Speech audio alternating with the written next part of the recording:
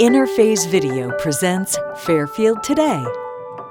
Brought to you by Fairfield Federal Savings and Loan, Fairfield Medical Center, Fairhope Hospice and Palliative Care, the Fairfield County Board of Developmental Disabilities, Dagger Law, and the Frank E. Smith Funeral Home. Welcome to Fairfield Today at Fairhope Hospice and Palliative Care, home of the Pickering House. Hi, I'm Kim Shook, Community Education Coordinator here at Fairhope, and we are in the Pickering House family room today. Good morning. This is Kristin Glazier, President and CEO at Fairhope. And we have Dr. Varney with us today. Good morning. Welcome. Glad you could be with us and all of you out there. So we're just celebrating Doctor's Day, the month of March.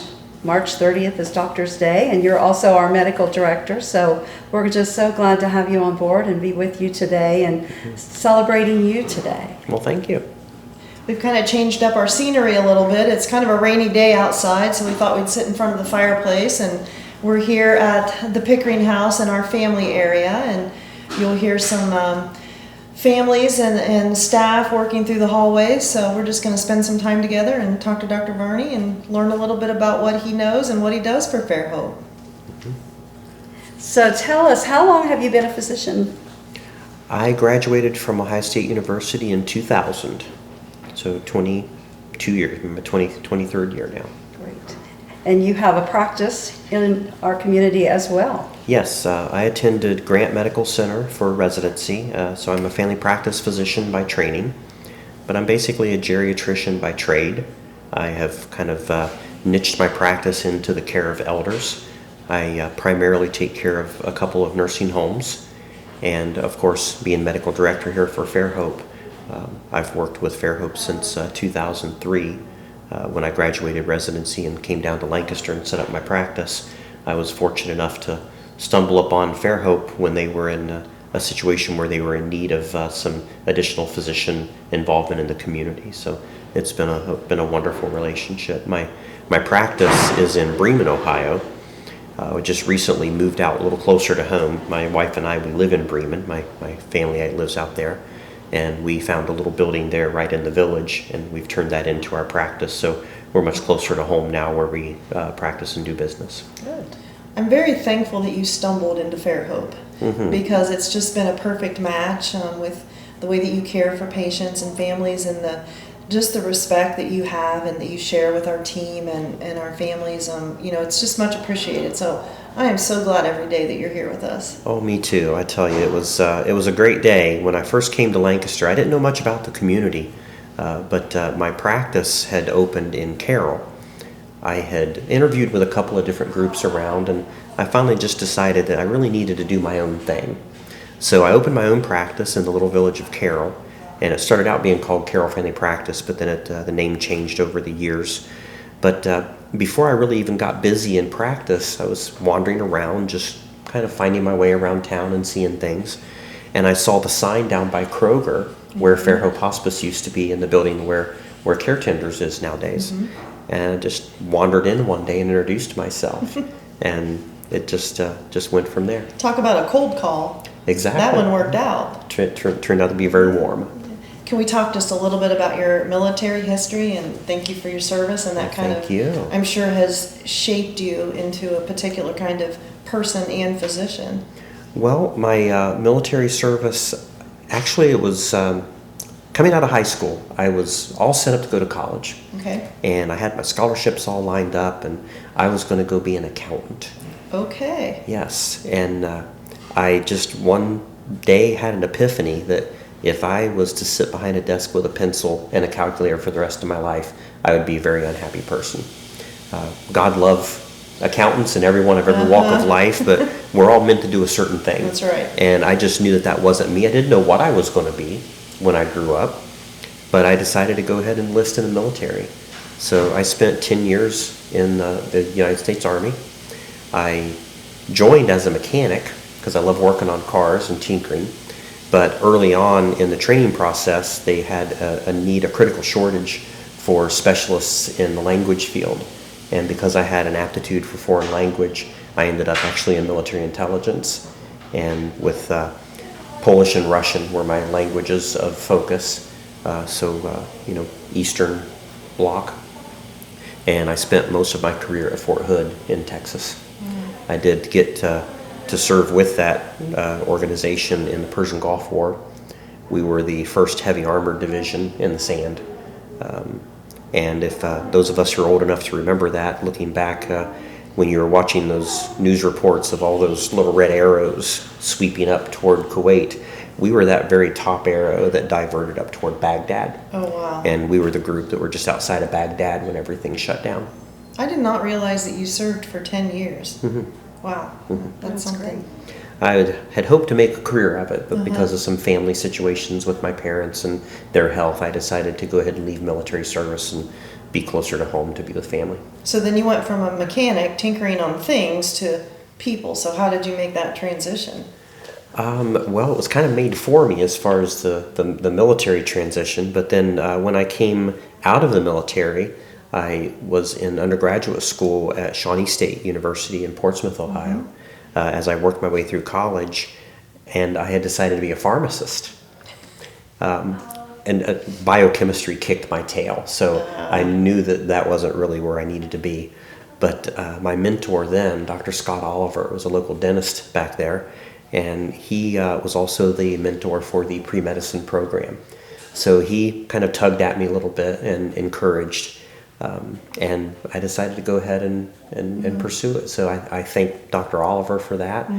But even before that, I have to go back to my career in the military. One day I was having a problem with my foot, and a surgeon was doing a little procedure for me.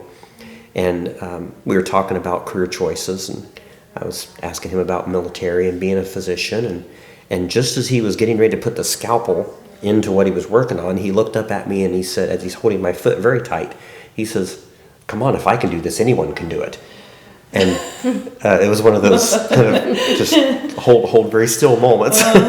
But as Dr. Oliver was encouraging me, I also referred back to that moment, thinking, it's not necessarily about being the smartest or the best at. It's just having a desire to do, having a desire to serve. And it worked out. Yeah. And having a passion for seniors is very evident in your work. And I don't know how that happened, honestly, because in my training days, I really only wanted healthy people. I only want to take care of young people with no problems. I wanted all that preventive and teaching and preparation. And in our residency program, you had to do some nursing home care. And once a month, you would go to the nursing home and you'd have your patients that you'd go and see and follow them under the attending, of the facility. So in a 3-year residency program, you have 36 opportunities to go to the nursing home. I might have made 18 of them because I would make it a point to have a doctor's appointment, a dentist appointment, or whatever, a vacation. Just didn't want to go in there. I didn't really want to take care of old people at that time. And I really don't know how everything changed within me, but when I got out into practice and I started to get to know my elders is when it really got a hold of me that these are the ones I really want to get close to. You see things all the time about the generation that's passing on and all the wealth of knowledge that's leaving with them. And the experiences they've had. I just can't tell you enough. My favorite experiences so far are, for example, sitting on my knees on the floor at the bottom of the recliner chair of this gentleman as I'm working on a wound on his foot and talking about where those feet have been. And I remember just asking him, just what some of his guys. I knew he was a World War II veteran, and I don't remember much about anything else that I was doing that day, but I remember very clearly the mistiness in his eyes as he told me about the Aleutian Islands and storming the beaches. And this man had been at 2 of the most horrific scenes in our country's history where we lost so many soldiers and beat the odds on both. And here he was telling me in graphic color stories that you're not going to get from a history book. No. So I've had the esteemed privilege of hearing the firsthand accounts of some of the most wonderful tales that are just no longer going to be told. Yeah. Don't you think as we age and mature too, that you kind of flow in that direction where you figure out what the greatest need is, and it just kind of is a gravitation to pull you to where you need to be, I think. Well, and it's all, I have to say, it's all to His glory. I say, God guide my feet. And when I say that, I have to be willing to go where He's going to take me. Stepping stones of life Exactly. takes you where... And it can't always be what I want my career to be. It's going to be what He wants my career to be, and He's going to put me where I need to be. Right at the right time. Sounds like He did. He sure Amen. did. Yeah. Here at Fairhope. So just tell us a little bit about the things that you do for Fairhope, the care that you provide here with our supporting our staff, coming to the Pickering House, seeing our patients. Can you just talk a little bit about that? Absolutely. As the medical director, my role is oversight and supervision, and of course direct care as well. So my task here is to kind of coordinate myself and the other physicians. We have a couple of doctors here on staff who are medical directors as well. So my job is to make sure that we all are available, that we have a schedule that meets everybody's needs, and we share the work amongst ourselves. So that's one of the roles. The other task that I provide is providing the direct care here for the residents here in the Pickering House. And that is sort of a collaborative type service, which is basically driven by nurses. The nurses really run the show, and they are some of the best nurses in the field with whom I've ever worked. So with that, they will provide the minute-to-minute care, and our job as medical directors is to be available 24 hours a day at a moment's notice, whether it's here in the facility or on the phone or electronically, to assist with that care delivery, making sure that symptoms are well managed and the overall care is provided. Thank you. I don't think a lot of people realize that the availability for you and our assistant medical directors, so thank you. Yes, 24 hours a day. Well, thank you, and we will be right back. We're just going to take a short break, and we'll be right back.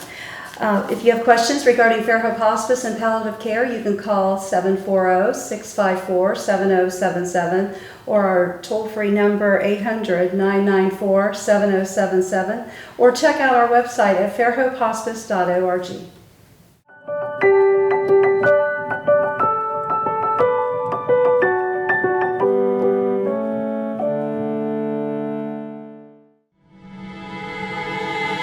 The moment that you're told that you have cancer, so many things were going through my mind. I had this pain that kind of doubled over, and FMC got me the help that I needed, so I ended up surviving. Fairfield Medical Center has helped me get through what was the hardest 6 months of my life. When I first came to Fairfield Medical Center, she was probably having an allergic reaction. They saved her life, and that's why she's here today. Fairfield Federal. When it comes to our customers and our community, we go above and beyond to help. Our people make the difference. We were retiring from Tucson, Arizona, and we made a retirement trip out around Ohio, having decided that's where we wanted to be. And we came across this town called Lancaster, and we fell in love with the downtown area where the fountain is and the memorials and the flags and all this stuff. And we looked around and I said, there's our bank right there. There's something to be said about a community bank in your hometown. Right. If you live in the community, you should do business in the community as much as possible. So it makes sense to bank with the community bank where you live. Fairfield Federal is the bank to be at. If you live in this town, or any town actually, you want to bank at a local home bank. And the employees are happy here, they're conversant, customer service is through the roof. There's nothing more you could ask for. Personal or business banking, whatever you need, we take it seriously because we know you do. Stop by today at any of our 3 locations and see why the difference is clear. Fairfield Federal Savings and Loan specializes in banking that revolves around you. Member FDIC, Equal Housing Lender. The Frankie Smith Funeral Home and Crematory in Lancaster and the Johnson Smith Funeral Home in Baltimore have a long and wonderful history of serving our community. Feel free to give us a call at 740-653-0652. Stop in and see us at either of our 2 locations, 405 North Columbus Street in Lancaster and 207 South Main Street in Baltimore. Respect for tradition, regard for change.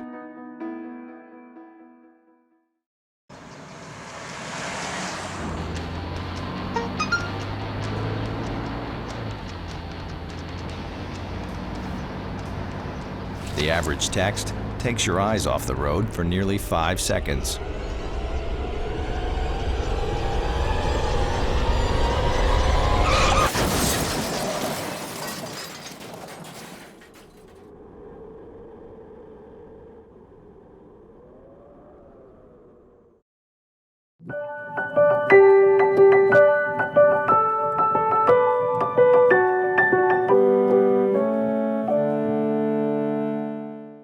Welcome back to Fairfield today at Fairhope Hospice and Palliative Care, home of the Pickering House. Hi, I'm Kim Shook, Community Education Coordinator here at Fairhope. And I'm Kristin Glazier, President and CEO of Fairhope. Welcome. Yes, welcome back. So we are here in the Pickering House, and our first segment we've been talking with Dr. Brian Varney, and welcome back.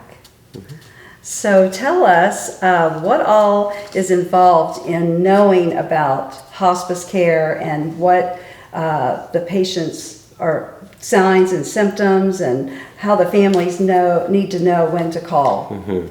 You know, that is a really big topic. It's a big topic. And really there's no way to do it justice in the limited time that we have here. Lots to cover. But, you know, basically what folks need to know is that hospice is the final chapter in your care delivery.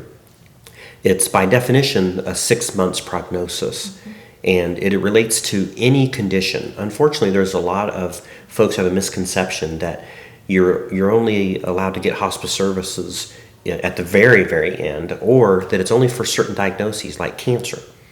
But we have folks on hospice service for any condition that is considered a terminal condition, which will lead to the inevitable end of their lives. So anytime there's a prognosis of 6 months or less, it's time to consider hospice. Now, not everyone needs to be on hospice, not everybody wants to be on hospice. And the way I tell people sort of jokingly is that everyone has a right to leave this world kicking and screaming if they choose. But my job and what I feel that God put me here for is to help people not have to leave this world that way, to leave this world comfortably and peacefully and calmly. Yes. So it's a difficult time, it's a difficult transition, but it's important to think about these things well in advance. So with any disease process, with any diagnosis that leads to a chronic degeneration or debilitation or decline in overall health, families should start to become aware and start asking questions. Ask your providers about hospice, about palliative care. Palliative care is more of the couple of years of the last chapter of life. So palliative care then transitions into hospice care. But palliative care can begin any time that a condition is no longer curable, but can only be helped. Conditions, symptoms be controlled. So start talking to your providers. And also I encourage to not only talk to the providers, but to talk to family, because too often we have a loved one who seems to be failing and we don't want to talk about it. It's the elephant in the room. Right. So we try to ignore it and kind of talk around it or distract away from it. But then it's too late. Once someone's gone, you can't ask questions about what their wishes are and how they want things to be handled. So definitely with providers, with families, with our spouses, with our children, we need to talk about what our wishes are. But as far as the appropriateness, it's again any symptom that can't be managed well, any condition that is showing a steady decline. So we're talking dementias, we're talking any type of physical condition that could be related to nutrition. If an elder just loses interest in food and doesn't want to eat anymore and they start to lose weight, that's one of those telltale signs. A heart condition that cannot be fixed any longer but can only be treated with medication, and they're having symptoms very frequently. Someone who passes out for no reason. Someone who has pains or other symptoms that just cannot be alleviated. We're here to help take care of that. To bring comfort. Bring comfort, exactly. You know, I think it's so hard because as I sit here and I try to think about my own family and the things that you're saying, when you hear, okay, if the life expectancy is 6 months or less, in my mind I'm thinking, how in the world would I ever know that? You know, and sometimes we have patients who are on service with us for 6 months, 12 months, 4 days. So it just really varies. But I think the key that you're saying is to have that conversation when you know that a physician has said to you, you know, this condition that you have will not be able to be cured. Right. You know, so, and I know that we've had studies that show that oftentimes when someone starts on hospice, we can get them comfortable, their quality of life and their days that they have left extend, it grows because you're not having those trips back and forth to the hospital. You're peaceful, you're more comfortable, and there's a lot to be said for that. It just feels overwhelming to know as a family member, what do I do? How do I know when? Right, and there is no way to know. You know, I joke all the time, and I say, you know, it just goes to show what doctors know. When a patient tells me they were given a 2-week prognosis 2 years ago, you know, or the other side of that, unfortunately, sometimes we see you think someone has a lot longer and then they pass away very quickly. We really don't know, and it's very unpredictable. You know, science is science, but life doesn't always follow it. So what happens if, like you're talking about, the physician says you've got 6 months left to live, they come on hospice service, we get them comfortable, and really their quality of life is great, and maybe they're with us for 6 or 8 months. What happens then? How do you know that they're still appropriate for hospice? Well, with the certification and recertification process within the hospice care delivery system, there are criteria that we apply to each individual. And those criteria are established through Medicare, and those trickle down to also a local, what's called a local determination. And we use these criteria to look at each individual moment by moment, and we can apply the science again. So it's predictive, but it's not perfect. So at these different stages over time, we will reevaluate and reassess. And if the criteria still are met, the prediction is that the life expectancy, all things considered equal, is 6 months or less. These people remain appropriate for hospice care. So not everyone will pass away within 6 months, obviously, and that's okay. It's not meant to be that. It's meant to be a guideline. And also the thing to alleviate here is a concern that hospice is a limited resource, that you're only allowed to have 6 months of hospice. Just because it's a prediction doesn't mean that if at that 6 month mark you're taken off hospice service. We reevaluate stage by stage, and there really is no limit as long as the overall appropriateness is considered to be still there. I think it's good that you bring up that point, because something that I would like our viewers and listeners to know is that if you have a primary care physician that has said to you, this is what we're looking at, you know, your condition is really changing and declining, all they have to do is make one phone call to us. Exactly. That phone call, when you call us, let us take it from there. We're going to get a hold of our physicians, and we're going to talk to you about the case and the diagnosis. We're going to call the primary care physician who can continue to be involved in their care throughout. Right. But really, it doesn't have, we just want them to make that first phone call. Exactly. And that phone call can come from the doctor. That phone call can come from the patient themselves, a family member. If you're a caregiver and you're providing care for someone at home who you think is declining to those points like we've discussed, you can make that phone call and bring that information to us, and then we can help with conveying that and just kind of connect all the dots. Get that extra set of eyes. Yeah, absolutely. To check, and then that support layer, an extra layer of care for the caregivers in the home, wherever that may be. And we have a really thorough team from the person that picks up that phone call, that first call, all the way when it gets to you to say, yes, this is where we're headed, this is what we need. And so it's just a well-oiled machine. It very much is. Okay, we want to talk about a special event, Celebrate Life, our virtual Celebrate Life event that we have every year. And it's a great fundraiser We are so excited to bring that back. Last year we were unable to have our Fairhope Celebrates Life. This year it is going to be completely online, virtual. You can get your phones out, you can bid in the comfort of your own home, and we're going to have lots of really nice bidding items. There's more information to come, so it'll be on April 28th. We are going to blast Facebook and all of our outlets so that you'll know exactly what you need to do. We're going to encourage you to bid, bring your friends and bid against them.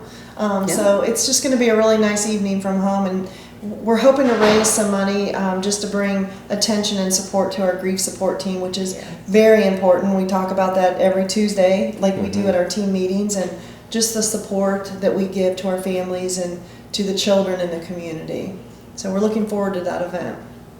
We're so glad that you could be with us today and celebrate you as our physician and medical director here at Fairhope and in the community, and in honor of Doctor's Day. And thank you for tuning in with us today. Our phone number, if you have any hospice and palliative care questions or needs, give us a call at 740-654-7077, or check out our website at fairhopehospice.org. Also on our Facebook page is very interactive, and our toll-free number 1-800-994-7077. And Dr. Varney, we celebrate life here at Fairhope, don't we? We sure do, every day. Celebrate life. Thank you. Interphase Video presents Fairfield Today. Brought to you by Fairfield Federal Savings and Loan, Fairfield Medical Center, Fairhope Hospice and Palliative Care, the Fairfield County Board of Developmental Disabilities, Dagger Law, and the Frank E. Smith Funeral Home.